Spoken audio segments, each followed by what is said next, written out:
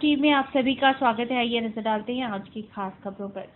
Jind Panipat railway track पर बुढ़ा खेड़ा गांव का रेलवे स्टेशन आग की भेंट चढ़ गया। आज सुबह लगभग 4 बजे घटना को अंजाम दिया गया। आग की सूचना पाकर स्टेशन पर कार्यरत ठेकेदार मौके पर पहुंचे। सूत्रों की माने तो जाट आंदोलन की भेंट बुढ़ा खेड़ा रेलवे स्टेशन चढ़ा है। आग के कारण लाखों रुपए का नुकसान हुआ है, जिसमें स्टेशन के अंदर रखा रिकॉर्ड व अन्य सामग्री के साथ साथ फर्नीचर और कई सामान जलकर राख हो गया। ये स्टेशन रेलवे विभाग द्वारा ठेके पर दिया गया था। ठेकेदार को इस घटना की सूचना मिली और जब तक वे मौके पर पहुंचा, स्टेशन के अंदर रखा फर्नीचर व अन्य रिकॉर्ड जल चुका था। इस मौके पर बुढ़ा खेड़ा स्टेशन पर कार्यरत ठेकेदार सत्यनारायण का कहना है कि वे अपने घर पर सो रहा था। लगभग 3 बजे उसके मकान में पथराव हुआ, जिसमें एक ईंट उसके मकान में आई। कुछ ही देर में स्टेशन के पास के घरों में रहने वाले कर्मचारियों ने उसे सूचना दी।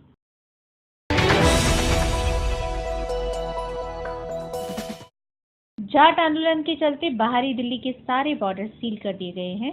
भारी संख्या में पुलिस को बॉर्डर पर लगा दिया गया है। रोहतक प्रदर्शनकारियों ने रोहतक जिले के मीहम बीडीओ ऑफिस को फूंक देने की खबर मिली है और साथ ही साथ कालनौर में एक बस जबकि गोहाना रोड पर 3 स्कूलों के जलाए जाने की भी खबर है। प्रदर्शनकारियों ने झज्जर रोहतक रोड पर स्थित हरियाणा के कैबिनेट मंत्री ओपी धनखड़ की कोठी में तोड़फोड़ की। गौरतलब है कि कल रोहतक में कैप्टन अभिमन्यु की कोठी में भी प्रदर्शनकारियों ने आग लगा दी थी। जाट आंदोलन के चलते प्रदर्शनकारियों ने सोनीपत के पास नेशनल हाईवे पर जाम लगाकर दिल्ली अंबाला रूट को भी बंद कर दिया। हरियाणा में हो रहे जाट आंदोलन को लेकर दिल्ली के मुख्यमंत्री अरविंद केजरीवाल ने चिंता जताई है।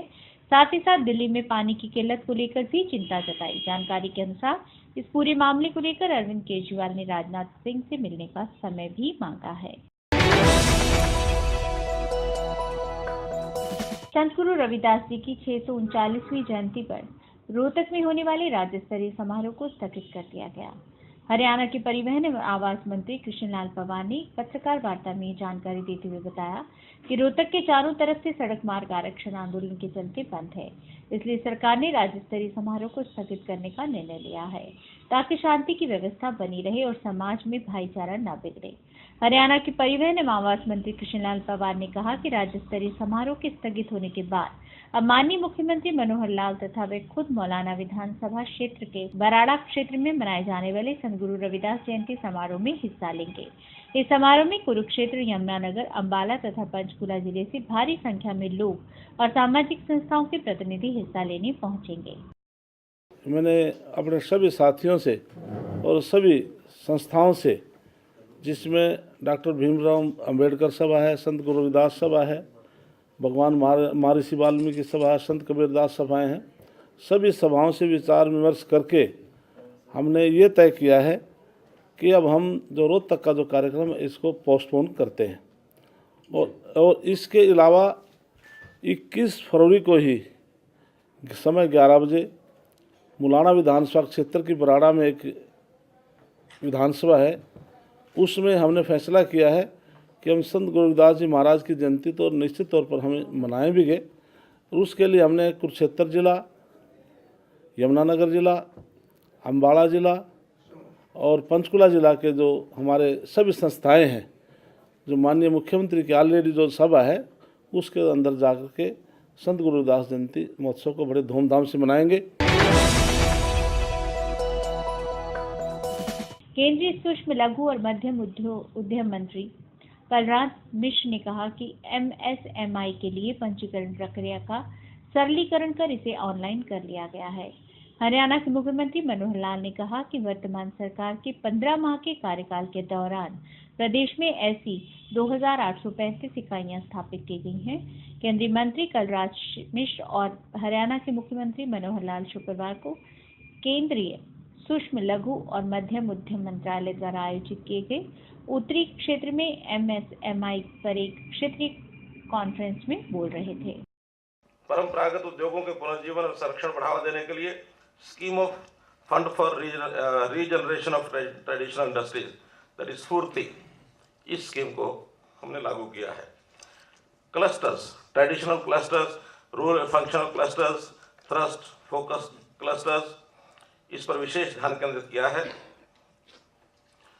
प्रदेश में MSME के क्लस्टर्स के 6 क्लस्टर्स को अंतिम स्वीकृति प्रदान कर दी गई है। इसके लिए मैं विशेष तौर पर श्री कलराज जी मिश्र का बहुत बहुत आभार प्रकट करता हूँ।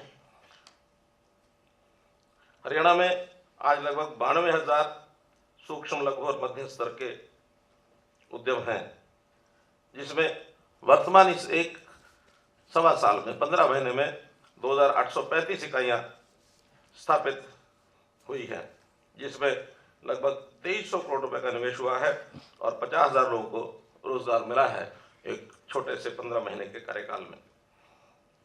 युवाओं को रोजगार दिलाने के लिए हमने हरियाणा कौशल विकास मिशन ये बनाया है और बहुत जल्दी हम कौशल विकास की दृष्टि से एक यूनिवर्सिटी स्थापित करने जा रहे हैं और उस यूनिवर्सिटी के अंतर्गत जितने भी बेरोजगार लोग हैं उनको सबको उनके ऊपर हमारा केंद्रित ध्यान रहेगा, ताकि उनको हम स्किल डेवलपमेंट के नाते रोजगार की सुविधा दिला सकें।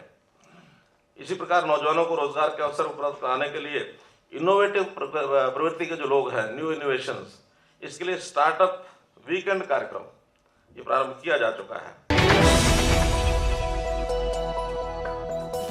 हरियाणा में डीजीपी यशपाल ने प्रेस कॉन्फ्रेंस पर आंदोलनकारियों से शांति बनाए रखने की अपील की। उन्होंने कहा कि प्रदर्शन करने के और भी कई तरीके हैं, सड़कें जाम और रेल ट्रैक को रोकने से कुछ हासिल नहीं होगा। डीजीपी ने चंडीगढ़ में एक प्रेस कॉन्फ्रेंस कर प्रदेश में जाट आरक्षण पर कहा कि प्रदेश में कानून व्यवस्था बनाए रखना उनका पहला लक्ष्य और कर्तव्य है। जाट आरक्षण पर हालात को साफ किया। रोहतक में पुलिस की फायरिंग में हुई एक प्रदर्शनकारी की मौत पर डीजीपी ने बीएसएफ की ओर से सेल्फ डिफेंस में गोली चलाने की बात कही। उन्होंने कहा कि भीड़ ने पहले एमडीयू के गेट नंबर 2 पर पुलिस के डीएसपी और पुलिस पर हमला किया और बंधक बनाया। बीएसएफ ने केवल सेल्फ डिफेंस में फायरिंग की थी। भीड़ ने वित्त मंत्री के घर भी तोड़फोड़ की और आग लगाई। मॉब बिल्कुल लीडरलेस मॉब है। उन्होंने बाद में माननीय वित्त मंत्री जी के घर पे आग लगा दी और तोड़फोड़ की। जैसे इंटेलिजेंस इनपुट अभी आ रहा है उसके हिसाब से मॉब पुलिस लाइन की तरफ बढ़ रहा है, लेकिन उसको रोकने के लिए प्रयत्न जारी है। सरकार अपनी तरफ से पहले बातचीत का हर तरीका अपनाना चाहती थी, नेगोशिएशन से, समझाने से और हाईएस्ट लेवल पे बात करके, एजिटेटर से बात करके, ताकि किसी प्रकार का कोई नुकसान ना हो। क्योंकि जो लोग एजिटेट कर रहे हैं वो भी हरियाणा प्रांत के निवासी हैं, हमारे भाई हैं, और किसी भी प्रकार का ये प्रयास था कि जो सरकार की बात है उनको समझा के इसको एजिटेशन को ठीक से टैकल करें, और वही प्रयास अभी भी जारी है। क्योंकि सरकार ने, जैसे आपने देखा है, सरकार ने अभी भी कहा है कि बातचीत के सभी ऑप्शंस हमारे ओपन हैं, खुले हैं। हमने कुछ जिलों में जो सोशल नेटवर्क है उसको जैम करने के लिए आदेश जारी करवा दिए हैं, और ये सूचना अभी मेरे पास पूरी नहीं है कि कितने मुकदमे इस बारे में दर्ज हो चुके हैं। क्योंकि आप ये इसको अप्रिशिएट करेंगे कि हमारा प्रथम प्रयास कानून व्यवस्था को कायम करने के लिए है। रोहतक, झज्जर, सोनीपत, पानीपत, भिवानी, जींद, हिसार और कैथल, यहाँ पे आर्मी बुलाई गई है। हरियाणा के मुख्यमंत्री मनोहर लाल ने कहा कि सभी अधिकारी अपने अपने विभाग में दिसंबर 2016 तक ह्यूमन रिसोर्सेज मैनेजमेंट सिस्टम शुरू कर दें, ताकि कार्य में पारदर्शिता और तेजी आ सके। मुख्यमंत्री शुक्रवार को जन स्वास्थ्य अभियांत्रिक विभाग में एंटरप्राइजेस रिसोर्सेज प्लानिंग सिस्टम और ह्यूमन रिसोर्सेज मैनेजमेंट सिस्टम की लॉन्चिंग करने के बाद अधिकारियों को संबोधित कर रहे थे। उन्होंने इस अवसर पर सीवरेज और पेयजल के बिल ऑनलाइन भरने के लिए एक मोबाइल ऐप की भी शुरुआत की।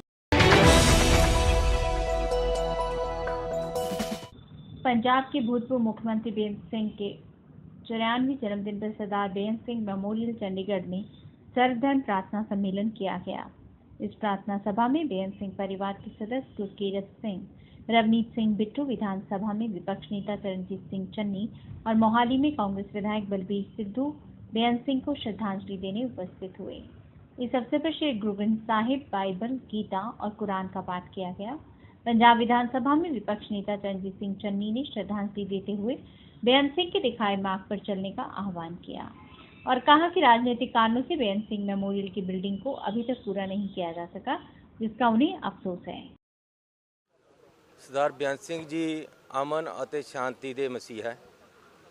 ਉਹਨਾਂ ਕਰਕੇ ਪੰਜਾਬ ਨੂੰ ਸ਼ਾਂਤੀ ਮਿਲੀ ਹੈ। ਜੇ ਕਾਂਗਰਸ ਪਾਰਟੀ ਦੀ ਉਹਨਾਂ ਨੇ ਸਰਕਾਰ ਬਣਾ ਕੇ ਲੜਾਈ ਲੜੀ ਹੈ ਤਾਂ ਅੱਜ ਪੰਜਾਬ ਜਿਹੜਾ ਖੁਸ਼ਹਾਲ ਹੈ ਤੇ ਅੱਜ ਲੋਕ ਉਸੇ ਤਰ੍ਹਾਂ ਅੱਜ ਸੱਭਿਆਚਾਰਕ ਪ੍ਰੋਗਰਾਮ ਕਰਾਉਂਦੇ ਆ, ਵਿਆਹਾਂ ਸ਼ਾਦੀਆਂ ਹੁੰਦੀਆਂ ਤੇ ਹਰ ਤਰੀਕੇ ਦਾ ਪ੍ਰੋਗਰਾਮ ਪੰਜਾਬ ਦੇ ਵਿੱਚ ਚੱਲ ਰਹੇ ਤੇ ਪੰਜਾਬ ਇੱਕ ਅਮਨ ਸ਼ਾਂਤੀ ਦੇ ਨਾਲ ਜੀ ਰਿਹਾ। ਇਹ ਸਾਰੀ ਦੇਣ ਹੈ ਜਿਹੜੀ ਇਹ ਸਰਦਾਰ ਬੇਅੰਤ ਸਿੰਘ ਜੀ ਦੀ ਹੈ। ਅੱਜ ਉਹਨਾਂ ਦਾ ਜਨਮ ਦਿਨ ਹੈ। ਅੱਜ ਅਸੀਂ ਉਹਨਾਂ ਦੇ ਪਰਿਵਾਰ ਦੇ ਨਾਲ ਸਾਰੀ ਕਾਂਗਰਸ ਪਾਰਟੀ ਦੇ ਲੀਡਰ ਸਾਹਿਬਾਨ ਤੇ ਵਰਕਰ ਇਕੱਠੇ ਹੋ ਕੇ ਉਹਨਾਂ ਨੂੰ ਇੱਥੇ ਸ਼ਰਧਾਂਜਲੀ ਭੇਟ ਕੀਤੀ ਹੈ ਤੇ ਮੈਂ ਇਹੀ ਕਾਮਨਾ ਕਰਦਾ ਕਿ ਉਹਨਾਂ ਦੀ ਜਿਹੜੀ ਸੋਚ ਹੈ ਉਹ ਹਮੇਸ਼ਾ ਸਾਡੇ ਨਾਲ ਰਹੇ ਤੇ ਕਾਂਗਰਸ ਪਾਰਟੀ ਉਹਨਾਂ ਦੀ ਸੋਚ ਦੇ ਪਹਿਰਾ ਦਿੰਦੀ ਰਹੇ। देखो, पंजाब या हिंदुस्तान में एक ही मुख्यमंत्री हैं जिन्होंने अपने देश के लिए शहादत दी है, कुर्बानी दी है। इसलिए जहाँ जहाँ भी उनके चाहने वाले हैं, जो अमन पसंद लोग हैं, जो चाहते हैं भी ये पंजाब अमन रहे और पंजाब आगे बढ़े, वो आज हर जगह उनको याद करते हैं। ये तो एक बहाना है इकट्ठे होने का। जो अमन पसंद लोग हैं आज वो अपनी अपनी चर्चा करते हैं कैसे देश को और पंजाब को आगे लेके जाना है। लेकिन कभी कभी ये ज़रूर लगता है कि पंजाब दोबारा जैसे पठानकोट में अटैक हुआ, दीनानगर में हुआ और कई हादसे 2-3 दिन पहले जलंधर में हुआ, लुधियाना में भी हुआ, तो ये डर रहता है कि कहीं ये पंजाब में दोबारा ऐसी कोशिशें ना हो। तो जब सरदार बेअंत सिंह जी और जितने भी लोग हमारे 35,000 लोग शहीद हुए हैं, जब भी उनको हम याद करते हैं तो मैं समझता हूँ देशवासियों में और पंजाब ख़ास तौर पे लोगों में एक नया जोश आता है और लोगों में हिम्मत आती है भी हमने ये पंजाब को जोड़ के रखना है। एक काले दौर का ज़रूर लोग पीछे जो एक बहुत मैं समझता हूँ एक ऐसा दौर रहा है जिसमें पंजाब आज भी संभल नहीं रहा। अतिरिक्त मुख्य सचिव गृह पी के दास ने बताया कि जाट आंदोलन को देखते हुए रोहतक और भिवानी सिटी में कर्फ्यू लगाने के आदेश दिए हैं। उन्होंने कहा कि आर्मी कानून व्यवस्था बनाए रखने के लिए जिला प्रशासन की सहायता करेगी। पी के दास ने बताया कि जिलों में स्थिति को देखते हुए हरियाणा सरकार ने जिलों में सीनियर IAS और IPS अधिकारी भेजे जा रहे हैं। रोहतक के लिए अपूर्व सिंह और बलजीत संधू को आर्मी और जिला प्रशासन के बीच समन्वय स्थापित करने के लिए नियुक्त किया है। दूसरे जिलों में भी सीनियर IPS अधिकारियों को भेजा जा रहा है। उन्होंने कहा कि जयपुर और हिसार में आर्मी रोहतक के लिए रवाना हो चुकी है। उन्होंने कहा कि अगर हालात सुधरे तो कर्फ्यू को 24 घंटे से पहले भी खोला जा सकता है।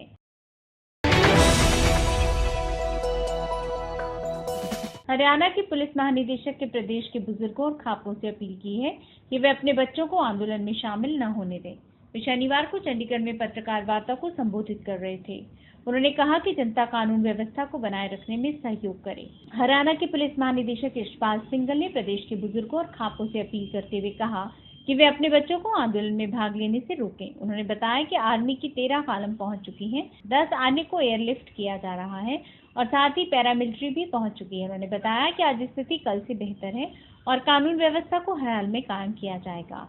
पत्रकारों के सवाल के जवाब में उन्होंने बताया कि अभी तक मिली जानकारी के अनुसार हर व्यक्ति की मौत की सूचना है, जबकि 78 लोग इस आंदोलन में जख्मी हुए हैं, जिसमें 5 पुलिसकर्मी भी शामिल हैं, जिनमें से 46 को प्राथमिक उपचार के बाद अस्पताल से छुट्टी दे दी गई है। उन्होंने बताया कि अभी तक पुलिस ने 129 मुकदमे दर्ज किए हैं। उन्होंने कहा जो भी लोग इसमें दोषी पाए जाएंगे उनके खिलाफ सख्त कार्रवाई की जाएगी। हरियाणा में जाट आरक्षण को मद्देनजर रखते हुए कल जो हिंसा हुई थी उसमें आज कुछ कमी आई है। आर्मी के 13 कॉलम्स हमारे पास पहुंच चुके हैं और अन्य 10 कॉलम हमारे पास पहुंचने वाले हैं, जिनको एयरलिफ्ट किया जा रहा है। पैरामिलिट्री फोर्सेस की 10 कंपनी हमारे पास पहुंच चुकी हैं और अन्य 23 कंपनीज रास्ते में हैं और वो कुछ को एयरलिफ्ट से और कुछ को बाय रोड हम उनके जो डेजिग्नेटेड प्लेसेस हैं वहाँ पहुँचा रहे हैं। मैं ये अपील करना चाहूँगा कि गांव के जो बुज़ुर्ग हैं अपने बच्चों को इस आंदोलन में पार्टिसिपेट करने से रोकें और स्पेशली उनको शहरों की तरफ ना भेजें। खापों से भी ये अनुरोध है कि मीटिंग जो ऑर्गेनाइज करते हैं उसके बाद जो लोग उसमें बच्चे या यंग लॉट है जो पार्टिसिपेट करता है वो उनके कंट्रोल से निकल जाता है, तो अनुरोध है कि वो भी इस तरह की मीटिंग्स अभी फ़िलहाल ना करें, तो कानून व्यवस्था कायम करने में ज़्यादा मदद मिलेगी। समाज सेवा के नाम पर कुछ लोग अपना मकसद पूरा करते हैं और कुछ लोग सच्चे दिल से समाज सेवा को अपनाते हैं। जी हाँ, ऐसी एक फैक्ट्री डेराबस्सी में स्थित है Punjab chemical and crop protection limited company, जो लगभग 15 वर्षों से बिना किसी स्वार्थ के डेराबस्सी इलाके में जरूरतमंद लोगों की मदद करती है। वहीं दूसरी ओर डेराबस्सी हलके में कई गाँव में जाकर फ्री मेडिकल जाँच कैंप और आइस कैंप भी लगवाती है और अपनी कंपनी की तरफ से मुफ्त दवाइयां भी मरीजों को दी जाती है। डेराबस्सी के पास गांव करंडावाला में 3 मुफ्त मेडिकल जांच कैंप लगाया गया और चंडीगढ़ पंचकुला से आए डॉक्टरों ने गांव से आए लोगों की जांच की और उनको मुफ्त दवाइयां भी दी। कंपनी के वाइस प्रेसिडेंट संजीव चड्डा ने बताया कि हमारा 3 मुफ्त मेडिकल जांच कैंप और कंपनी की तरफ से लगाया गया है, जो लगभग 15 वर्षों से बिना किसी स्वार्थ के डेराबस्सी में जरूरतमंद लोगों की मदद करता है। आने वाले कुछ टाइम में कंपनी की तरफ से लोगों की भलाई के लिए और भी कई काम किए जाएंगे। पंजाबी गायक हंसराज हंस कांग्रेस में शामिल हो गए। हंसराज हंस आज चंडीगढ़ स्थित कैप्टन अमरिंदर सिंह के घर पहुंचे। इससे पहले शिरोमणि अकाली दल को बड़ा राजनीतिक झटका देते हुए 2 प्रमुख नेता दीपेंद्र सिंह ढिल्लों और हरिंद्रपाल सिंह हैरीमान कांग्रेस में शामिल हो गए थे। इन नेताओं की कांग्रेस से चल रही बातचीत की जानकारी मिलने के मद्देनजर शीयर अध्यक्ष सुखबीर बादल ने उन्हें पार्टी से निष्कासित कर दिया था। हंसराज हंस भी पहले अकालियों के साथ थे। उन्होंने काफी समय पहले शिरोमणि अकाली दल के उपप्रधान पद से इस्तीफा दे दिया था। इन्होंने इस्तीफे की पुष्टि करते हुए कहा कि किसी के कहने पर नहीं बल्कि मानसिक शांति के लिए उन्होंने इस्तीफा दिया था। हंसराज ने स्पष्ट किया कि वे अब पार्टी से रिश्ता नहीं रखना चाहते। प्रधानमंत्री नरेंद्र मोदी की मेक इन इंडिया नीति को धीरे धीरे मजबूती मिल रही है। भारत किसी तरह अपने डिफेंस से जुड़े साजो सामान को आधुनिक बनाने में लगा है और मोदी सरकार के आने के बाद से चीजों को काफी प्राथमिकता दी जा रही है। लॉकहीड चेयरमैन, प्रेसिडेंट और चीफ एग्जीक्यूटिव ऑफिसर मॉरिलन हिसन ने प्रधानमंत्री नरेंद्र मोदी के सामने सितंबर में सन 16 फाइटर जेट के भारत में निर्माण का प्रस्ताव रखा था। लॉकहीड इंडियन यूनिट के सीईओ फिल शॉ ने गुरुवार को सिंगापुर एयर शो में एक इंटरव्यू के दौरान ये बात बताई। उन्होंने कहा कि अमेरिकी और भारत सरकार में डील को लेकर बातचीत चल रही है। इस डील से पाकिस्तान को बड़ी आपत्ति हो सकती है। मोदी इंडियन एयरफोर्स का कायापलट करना चाहते हैं। वे एयरफोर्स में 650 प्लेन्स को हटाना चाहते हैं। इन प्लेन्स में से 1/3 40 साल पुराने हैं। भारत दुनिया के सबसे बड़े हथियारों के आघातक से खुद को डिफेंस में मैन्युफैक्चर हब बनाना चाहता है। पिछले वित्तीय वर्ष में भारत ने $150 मिलियन के हथियार खरीदे थे।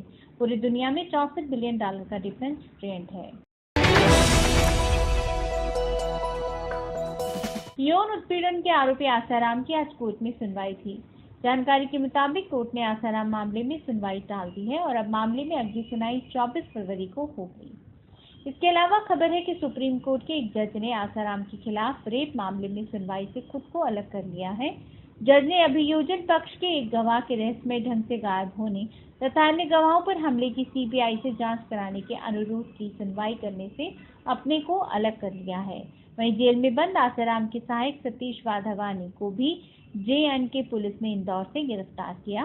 पुलिस ने उन्हें इंदौर के मजिस्ट्रेट के समक्ष पेश किया, जहां से उसे राजरेंटी डिमांड पर जे.एंड.के पुलिस को सौंप दिया गया। सतीश के खिलाफ नामाबाद पुलिस थाने में आरपीएस की धारा 120B, 153A, 194, 195, 295 और 393 के तहत केस दर्ज था।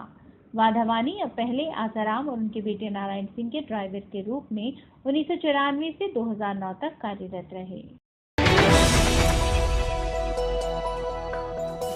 हरियाणा में चल रहे ज्यादा आरक्षण आंदोलन के चलते रेल मंत्रालय को सैकड़ों करोड़ रुपए का नुकसान उठाना पड़ रहा है। आंदोलन की वजह से कुल 716 ट्रेनों के परिचालक पर बुरा असर पड़ा है, जिनमें से 450 से ज्यादा ट्रेनें रद्द कर दी गई हैं और कुछ ट्रेनों के रूट बदल दिए गए हैं। लेकिन इस वजह से माता वैष्णो देवी के दर्शन के लिए जाने वाले श्रद्धालुओं को काफी दिक्कत का सामना करना पड़ रहा है। श्रद्धालु ट्रेनें रद्द होने की वजह से माता के दर्शन के लिए नहीं जा सकेंगे, जिससे भक्तों में निराशा है। दरअसल कटरा की ओर जाने वाली जम्मू राजधानी एक्सप्रेस, कालका शताब्दी, लुधियाना शताब्दी, अमृतसर शताब्दी, भटिंडा शताब्दी और चंडीगढ़ शताब्दी सहित कई अहम ट्रेनों को सुरक्षा के लिहाज से रद्द कर दिया गया है। इसलिए जब तक हालात ठीक नहीं होते, श्रद्धालुओं को माता के दर्शनों के लिए थोड़ा इंतजार करना पड़ सकता है।